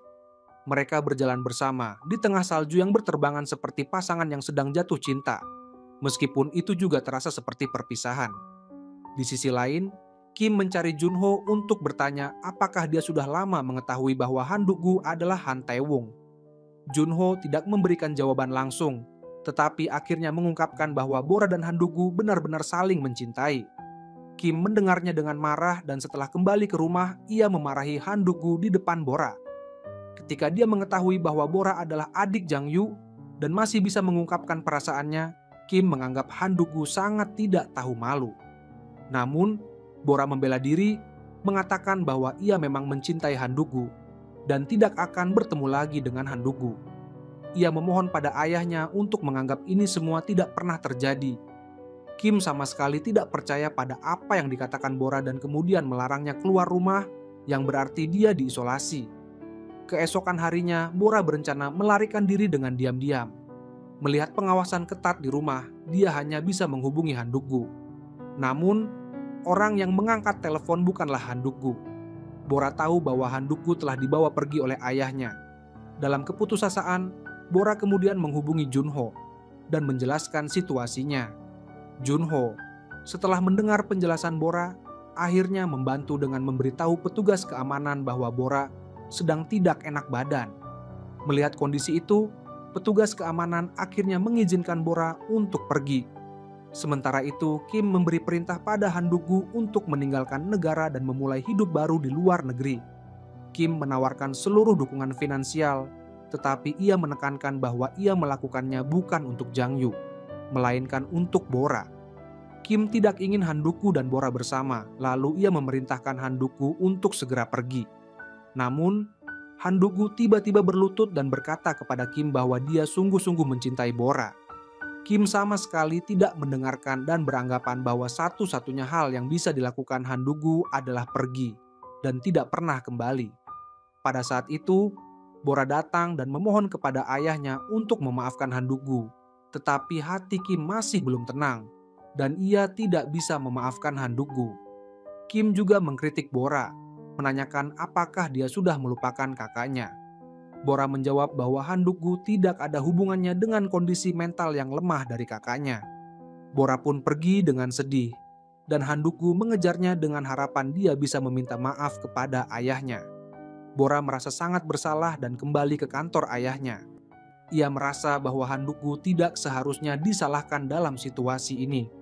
Setelah merenung, Bora akhirnya menyadari bahwa ayahnya lebih menginginkan Handuk Gu untuk fokus pada pendidikan, dan bahwa perpisahan antara mereka justru membuat situasi semakin buruk. Bora mengatakan bahwa sebelumnya ia berpikir Handuk Gu menderita karena ayahnya, tetapi sekarang ia merasa berbeda. Kim hanya diam mendengarkan dan akhirnya menyuruh Bora pergi. Pada malam hari, Bora kembali kepada ayahnya dan merasa bahwa memaksa Handuk Gu pergi adalah tindakan yang kejam, karena selama 8 tahun, Handuk Gu sudah menanggung begitu banyak penderitaan demi kakaknya. Jika ayahnya hanya ingin mereka berpisah, maka Bora akan pergi dan tidak menemui Handuk Gu lagi. Kim tetap diam. Setelah meminta maaf kepada ayahnya, Bora memutuskan untuk segera pergi ke luar negeri. Keesokan harinya, Kim menemui Handuk Gu dan meminta Handuk Gu untuk melupakan semua yang dia katakan sebelumnya. Kim merasa bahwa ia sedikit berlebihan dan berpikir bahwa jika Handuk Gu pergi, masalah ini akan terselesaikan. Kim berharap Handuk-gu bisa melupakan hubungannya dengan Bora dan memulai hidup baru setelah pergi. Ia berkata bahwa ini adalah pertemuan terakhir mereka. Seorang gadis dari keluarga kaya tidak seharusnya jatuh cinta dengan seorang pria miskin yang telah menyakiti kakaknya. Kim merasa menyesal karena tidak bisa menerima hubungan mereka. Namun, Bora sudah memutuskan untuk melanjutkan studinya di luar negeri, dan hal itu mungkin bisa memenuhi harapan ayahnya agar mereka tidak bertemu lagi. Bora pun menyiapkan barang-barangnya dan pergi sendirian ke bandara. Di sisi lain, tesis Handuk-gu diterbitkan di jurnal ilmiah dan profesor tua meminta Handuk-gu untuk memeriksa apakah ada yang perlu diperbaiki. Handuk-gu segera melakukan beberapa perbaikan minor. Saat profesor tua memegang tesis Handuk-gu, ia melihat bahwa nama Handuk-gu telah diganti menjadi Han Tae-wung. Handuk-gu memutuskan untuk melepaskan beban di hatinya dan memulai hidup baru. Pada saat yang sama, Handuk-gu menerima panggilan dari Junho yang memberitahunya bahwa Bora akan pergi ke luar negeri. Awalnya, Bora tidak ingin Junho memberitahu Handuk-gu, tetapi Junho merasa bahwa itu tidak baik. Junho ingin Handuk-gu datang untuk mengucapkan selamat tinggal. Handuk-gu bertanya kemana Bora akan pergi, dan Junho menjawab bahwa Bora akan pergi berlibur ke luar negeri. Handuk-gu khawatir bahwa jika bertemu dengan Bora, dia tidak akan bisa melepaskannya, sehingga ia memutuskan untuk tidak pergi. Namun, ketika Handuk-gu sedang bersiap untuk pergi, pesan singkat dari Junho masuk. Setelah membaca pesan tersebut, Handuk-gu secara refleks menekan nomor telepon yang tertera. Tanpa diduga, nomor yang ia hubungi adalah nomor telepon Bora yang telah digunakan 10 tahun lalu. Tiba-tiba, panggilan itu tersambung. Bora yang telah menunggu mengangkat teleponnya. Handuk-gu ingat betapa banyak kenangan indah bersama Bora, dan perasaan yang penuh penantian dan kekecewaan itu datang kembali. Handuk-gu tinggal lebih lama di sana, dan saat dia hendak pergi, tiba-tiba Bora muncul dan berkata, "Meskipun aku terlambat, bagaimana mungkin kamu pergi begitu saja?" Handuk-gu terkejut dan berbalik melihat Bora. Ia bertanya mengapa Bora tidak pergi, dan Bora menunjukkan ponselnya. Perasaan Handuk-gu sangat tersentuh melihatnya. Sudah lama ia tidak bertemu dengan gadis itu. Handuk-gu berkata, "Aku telah berjanji kepadamu saat kita bertemu lagi aku akan memberitahumu siapa aku. Masih ingatkah kamu? Kamu adalah Kim Bora, dan aku adalah Han Tae-wung." Bora tersenyum meskipun air mata membasahi wajahnya. Mereka memutuskan untuk berjalan bersama, dengan tangan saling menggenggam, seperti pasangan yang sedang jatuh cinta namun terhalang oleh keadaan. Keesokan harinya, Handuk-gu berpakaian rapi untuk pergi menghadap Kim. Namun, saat ia keluar, ia melihat Bora berdiri di sana.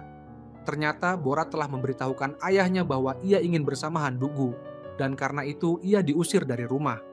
Handuk-gu pergi ke kantor Kim, dan Kim berkata bahwa ia tidak ingin melihatnya. Handuk-gu memohon agar mereka diizinkan bersama dan agar Bora diizinkan kembali ke rumah. Tetapi Kim menolak dan berkata bahwa jika mereka tetap bersama, Bora tidak akan pernah bisa kembali ke rumah.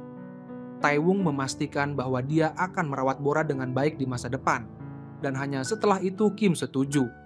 Kemudian, Tae-wung membawa Bora ke rumah seorang kenalan untuk tinggal sementara.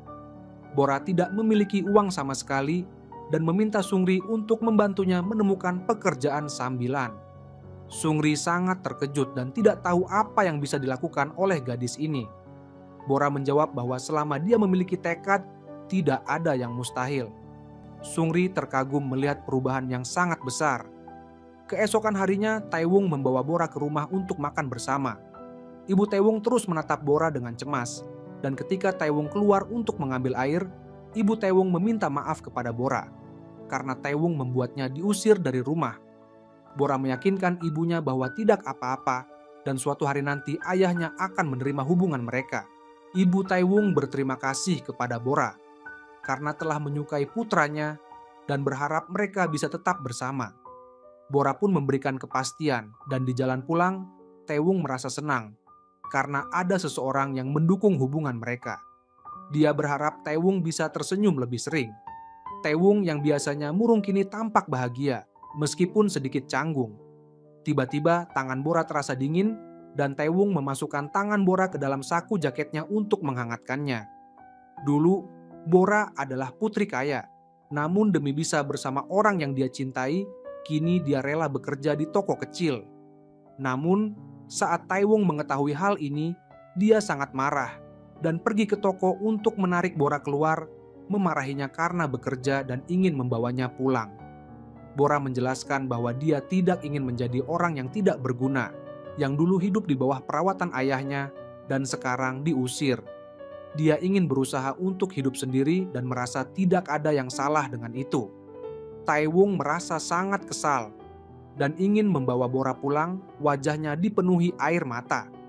Taewong mengejar Bora dan memeluknya sambil meminta maaf. Sebenarnya, Taewong juga sedang berusaha bekerja sambil fokus pada studinya. Dia bahkan tidak lupa memberitahu Tuan Kim tentang keadaan Bora agar dia tidak terlalu khawatir. Bora menerima gaji pertamanya dan membeli hadiah untuk ayahnya, menulis surat yang mengatakan bahwa dia hidup dengan baik dan meminta ayahnya tidak khawatir. Kim melihat foto anak perempuannya dan merasa sangat sedih. Bora kemudian menemui Taewong dan melihat bahwa dia sangat serius belajar. Jadi dia tidak mengganggunya dan duduk diam menggambar. Keesokan harinya, Chung Sik mengkritik Taewong karena tidak bekerja seharian dan tidak mengajak Bora berkencan. Taewong merasa sedikit malu mendengar komentar ini. Lalu Bora menyarankan agar mereka pergi berseluncur salju pada akhir pekan dan Taewong setuju. Mereka pergi ke lapangan seluncur salju meskipun hanya menggunakan alat-alat sederhana. Namun mereka merasa sangat hangat dan bahagia. Mereka duduk di kereta gantung di area seluncur salju, seperti 8 tahun yang lalu saat mereka duduk di biang lala di taman hiburan. Momen itu adalah saat-saat bahagia bagi Bora. Pada malam hari mereka pergi ke dunia salju. Bora bertanya-tanya bagaimana Taewong bisa mengingat nomor ponsel lama Bora dari 8 tahun yang lalu. Taewong menjawab bahwa nomor itu mudah diingat, karena 220 dan 284 adalah nomor teman-temannya. Bora tidak mengerti apa yang dimaksud Taewong, hanya tahu bahwa angka itu bagus. Taewong bertanya mengapa ponsel Bora masih aktif dan mempertahankan nomor lama itu. Bora ragu-ragu menjawab, dan Taewong yang nakal berusaha menebak bahwa Bora mungkin sudah menyukai dirinya sejak kecil, itulah mengapa dia masih menyimpan nomor ponselnya. Bora merasa semakin malu dan tidak tahu harus bagaimana, akhirnya berbalik dan pergi. Taewong melihat punggung Bora dan tersenyum bahagia.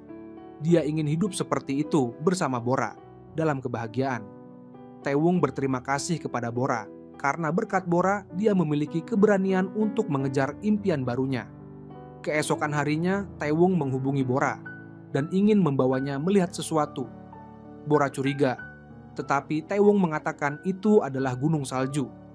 Mereka berpegangan tangan dan berjalan di salju pagi yang masih sepi, meninggalkan jejak kaki mereka. Taewong berkata kepada Bora, "Hari ini anggap tempat ini adalah gunung salju. Suatu hari nanti kita akan pergi ke gunung salju bersama." Bagi Bora, dimanapun mereka berada, itu adalah gunung salju. Kehidupan kembali berjalan normal. Taewong terus berusaha menyelesaikan soal yang belum terpecahkan, tanpa menyadari bahwa Bora sudah ada di sana, menemaninya. Mereka berbaring berhadapan, saling menatap dengan kebahagiaan. Sementara itu, Junho menemukan sesuatu yang aneh dalam laporan medis Bora dan menghubungi seorang kolega spesialis untuk mendiagnosisnya. Ternyata Bora mengidap tumor timus dan sedang berada di tahap akhir kanker. Meskipun dia hidup dalam kesulitan bersama orang yang dia cintai, Bora tidak merasa menyesal. Namun, belakangan ini dia sering pingsan tanpa alasan yang jelas. Setelah Bora pergi ke rumah sakit dan mengetahui penyakitnya, dia merasa sangat putus asa karena impiannya belum tercapai. Kebahagiaan yang baru dimulai kini terancam dengan perpisahan yang abadi. Di sisi lain, Taewong pergi ke toko bunga untuk membeli sebuah bunga anggrek. Namun, ternyata mereka tidak menjual bunga anggrek. Pagi tadi, Bora secara tidak sengaja menjatuhkan cabang anggrek yang diberikan Taewong sebelumnya. Melihat bunga anggrek yang pecah, Bora sangat sedih. Taewong melihatnya dan ingin memberinya anggrek lainnya. Dengan rasa kecewa, Taewung meninggalkan toko bunga dan hanya bisa berharap sampai musim semi tahun depan untuk memetiknya lagi. Pada malam hari, Bora melihat Taewung yang sedang serius belajar dengan air mata yang mengalir penuh kesedihan. Dia tidak berani memikirkan hal-hal yang lebih buruk lagi, sehingga dia bangkit dan diam-diam pergi. Dia berjalan-jalan di jalanan dengan perasaan kecewa, mengenang Taewung dalam hatinya. Bora menangis terseduh-seduh hingga dia sampai di rumah sakit dan mencari Junho. Junho, apakah aku akan mati? Aku tidak ingin mati. Jika aku mati, dia tidak akan bisa hidup lagi. Aku sudah sangat sulit untuk merasa bahagia.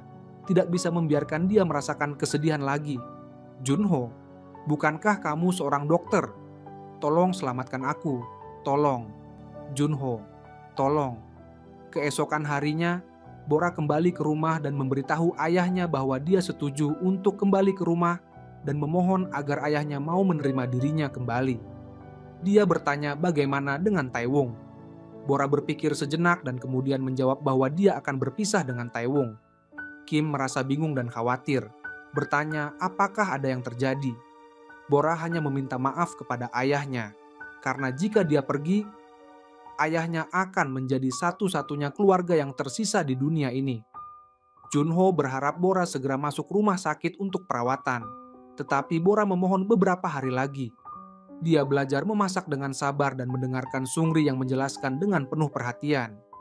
Taewung tidak tahu apa-apa, terus berusaha untuk belajar. Dalam perjalanan pulang, dia melihat gaun pengantin di jendela toko dan membayangkan bahwa Bora pasti akan sangat cantik jika mengenakannya. Saat dia kembali ke rumah, Bora sudah menyiapkan makan malam yang lezat untuknya. Taewung dengan ceria mengatakan bahwa dia ingin mencatat momen ini di jurnalnya, karena ini adalah pertama kalinya Bora memasak untuknya. Dia ingin mengingatnya sepanjang hidup. Bora berpikir bahwa memasak bukanlah hal yang luar biasa, karena itu adalah sesuatu yang dia lakukan untuknya. Aku ingin mengingat semuanya yang kamu lakukan, seperti membeli asuransi, menyimpan setiap kenangan tentangmu. Ketika aku tua nanti dan tidak punya waktu lagi untuk membuat kenangan baru, aku akan mengambil kenangan-kenangan itu untuk dinikmati, kata Taewung. Bora mendengarnya dan juga ingin tumbuh tua bersama Taewung, namun takdir tampaknya sedang bermain-main dengannya.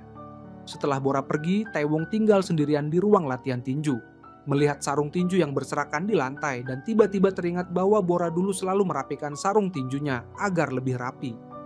Ternyata merapikan itu sangat penting. Jadi dia segera merasa terinspirasi dan mulai bertindak. Tiba-tiba sepertinya dia telah menyelesaikan masalah yang belum bisa dipecahkan selama ini.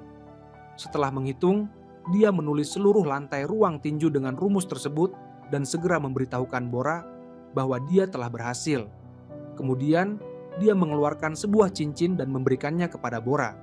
Tunggu sampai kita stabil, saat itu ayahmu pasti akan setuju dan kita bisa menikah. Namun, Bora merasa sangat tidak berdaya. Dia memandang Taewung tanpa berkata apa-apa, lalu berdiri dan pergi. Taewung merasa bingung, lalu mengejar Bora, dan dengan marah menyatakan bahwa dia tidak ingin menikah dengan siapapun, terutama dengan Taewung. Kemudian, dia kembali ke tempat tinggal Sungri, mulai membereskan barang-barangnya dan bersiap untuk pindah. Taewung mengejar dan bertanya apakah ada yang salah. Jika masalahnya adalah karena dia membicarakan pernikahan, jika dia merasa terlalu terburu-buru, tetapi tidak harus sampai membuatnya pergi. Bora dengan dingin menjawab bahwa dia sudah sangat lelah.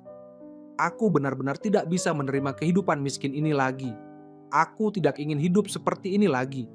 Setelah itu dia berpura-pura marah dan pergi. Bora tidak ingin Taewung mengetahui kondisi kesehatannya dan dia tidak ingin Taewung sedih karena kepergiannya. Hanya cara yang keras seperti ini yang bisa membuatnya mundur tanpa terlalu melukai Taewung. Bora berada di ruang perawatan, sementara Taewung terus meneleponnya. Dia merasa putus asa dan hanya bisa melepas baterai teleponnya. Namun, pesan suara dari Taewung tetap masuk. Dengan cepat, dia mengambil ponsel dan mendengarkan pesan tersebut. Bora, Bora, Kim Bora, Bora, jangan pergi, tolong, jangan pergi, Bora. Mendengar pesan itu, Bora tidak bisa menahan rasa rindunya. Dia ingin keluar dari rumah sakit, tetapi Junho menghalanginya. Bora mengatakan bahwa dia tidak bisa membiarkan Taewong sendirian lagi, jadi dia harus keluar. Namun, baru beberapa langkah berjalan, dia terjatuh di lantai. Taewong menerima kabar bahwa Bora dalam kondisi kritis dan segera berlari ke rumah sakit menangis dan mengatakan bahwa dia sama sekali tidak percaya. Bora mengidap penyakit parah. Dia berteriak memanggil nama Bora dan sangat ingin masuk untuk menemuinya. Dia tidak percaya kebahagiaan mereka akan begitu singkat. Taewong tiba di ruang perawatan Bora dan diam-diam melihatnya. Bora meminta maaf kepada Taewong. Taewong menggenggam tangannya dan memohon agar Bora tidak pergi darinya. Bora sedikit malu dan mengangguk. Dalam waktu yang bersamaan, Chung Sik dan Sungri juga datang untuk mengunjungi Bora, diikuti oleh 2 wartawan yang ingin mewawancarai bakat matematika Taewong karena dia telah memecahkan masalah yang belum bisa dipecahkan selama 60 tahun. Ketika akhirnya Taewong ditanya mengapa dia membatalkan kesempatan untuk studi di Amerika, Taewong tidak ingin menjawab dan mengatakan bahwa saat ini dia benar-benar tidak punya waktu untuk wawancara. Bora yang mendengar hal itu langsung marah dan kembali ke ruang perawatan untuk mempertanyakan Taewong mengapa dia menolak kesempatan untuk melanjutkan studi ke luar negeri. Bora merasa jika itu bukan karena dirinya, Taewong tidak akan punya alasan untuk menolak kesempatan besar seperti itu. Bora merasa dirinya sudah dekat dengan ajal dan bahwa Taewong tidak perlu mengorbankan hidupnya hanya untuk dirinya. Namun, Taewong tiba-tiba menjadi serius dan meyakinkan Bora bahwa dia tidak akan membiarkan hal itu terjadi. Jika kamu tidak ingin membuatku marah, jangan pernah mengucapkan kata-kata seperti itu lagi, katanya. Meskipun demikian, Bora tetap sedih dan berkata bahwa dia sudah tahu bahwa dia akan mati, hanya saja dia tidak ingin mengakui kenyataan itu. Kenapa kamu harus menjerumuskan dirimu ke dalam tragedi? Kenapa kamu begitu bodoh berjuang sendirian seperti ini? Ujar Taewong. Taewong membaca artikel tentang dirinya di surat kabar. Namun dia tidak bisa merasa senang karena hal-hal seperti itu sudah tidak penting baginya lagi. Bora kemudian dipindahkan ke ruang perawatan intensif. Semua orang merasa khawatir dan menunggu. Taewong datang ke ruang perawatan Bora dan melihat Kim yang sedang duduk di depan ranjangnya. Kim berkata kepada Taewong bahwa semuanya adalah kesalahannya. Namun Taewong merasa bahwa Kim tidak salah dan meminta agar dia tidak khawatir atau bersedih lagi. Setelah Bora sadar, Taewong bertanya kemana dia ingin pergi. Bora menjawab bahwa dia ingin pergi ke gunung salju. Taewong tersenyum dan berkata bahwa itu terlalu jauh. Setelah kondisi Bora membaik, mereka pergi ke tempat yang hanya mereka berdua dan menghabiskan waktu yang tenang bersama. Ketika Bora merasa bosan, Taewong membawanya berjalan-jalan di pantai. Ketika Bora menonton televisi, dia memberinya makan. Dan dia juga mencuci kakinya seperti merawat seorang anak kecil. Taewong melihat Bora yang sedang tidur dan berdoa, "Jika ada Tuhan, tolong jangan bawa dia pergi. Gadis sebaik dia, gadis seimut dia, tolong jangan bawa dia pergi. Jika harus membawa dia pergi, tolong biarkan aku ikut bersamanya." Bora sering mengalami mimpi buruk yang sama di mana dia melihat Taewong sendirian di puncak gunung salju dan memilih untuk mengakhiri hidupnya. Ketika dia terbangun, dia dengan cemas bertanya kepada Taewong, "Jika aku mati, apa yang akan kamu lakukan?" Namun, Taewong tetap yakin bahwa dia tidak akan mati dan ingin mereka berdua pergi kencan keesokan harinya. Mereka berdua berjalan-jalan di pantai, saling berpelukan, dan saat duduk bersama, Bora meminta maaf kepada Taewong. "Maafkan aku tidak bisa terus menciptakan kenangan denganmu. Aku tidak bisa terus berada di sampingmu. Maafkan aku karena aku pergi lebih dulu." Taewong menjawab, "Aku mencintaimu. Selama ini karena kamu aku telah tersenyum begitu banyak. Karena kamu aku merasa bahagia. Aku tidak menyesal mencintaimu." Angin laut tidak bisa menghilangkan kesedihan mereka. Waktu akhirnya berlalu dan Bora menjadi begitu lemah hingga tidak bisa bangun. "Bora, bangunlah. Waktunya sudah tiba." "Bukankah kamu lapar?" kata Taewong. Namun, ternyata Bora sudah menghembuskan nafas terakhirnya. Namun sebelum meninggal, Bora merasa bahwa dia masih memiliki cinta di sampingnya. Dia merasa tidak terlalu menakutkan. Kemudian, setelah Bora meninggal, Taewong pergi ke perusahaan perjalanan dan membeli tiket pesawat satu arah ke Gunung Salju. Dia ingin pergi ke sana untuk mengenang Bora dan selalu berada di sampingnya agar dia tidak merasa kesepian lagi. Ketika Taewong kembali ke ruang latihan tinju, dia menerima sebuah paket. Setelah dibuka, ternyata itu adalah mesin penjawab milik Bora. Itu adalah sesuatu yang Bora titipkan padanya sebelumnya untuk diserahkan setelah dia pergi. Taewong kemudian mengambil ponsel dan menekan nomor yang sudah familiar. Sebelumnya, Bora sempat memberitahukan kata sandi kepadanya. Taewong mendengar suara Bora di pesan suara. "Taewong, jika kamu mendengar pesan ini, aku pasti sudah tiada. Aku sudah janji akan pergi bersamamu, tapi aku tidak bisa menepati janji itu. Maafkan aku, tapi aku tidak akan merasa bersalah, karena suatu hari nanti kita pasti akan bertemu lagi." Waktu pun berlalu. Mendengar nasihat dari Bora, Taewong melanjutkan studinya. Dan setelah sukses melanjutkan studi di Amerika, dia menjadi seorang doktor. Disertasinya memenangkan penghargaan internasional, dan dia diundang untuk memberikan kuliah di universitas tempatnya dulu belajar. Ayah Bora duduk di bangku penonton. Setelah kuliah selesai, Taewong pergi ke perpustakaan tempat dia dulu belajar bersama Bora. Duduk di bangku yang sama dan diam-diam mengenang dirinya. Taewong akan hidup selamanya untuk Bora. Ketika dia pergi ke lapangan basket, dia mendengar suara memanggilnya. Dia menoleh dan melihat sosok Bora yang duduk di kursi, tersenyum cerah di bawah sinar matahari yang indah. Keindahannya begitu mempesona, sampai-sampai Taewong enggan menutup matanya.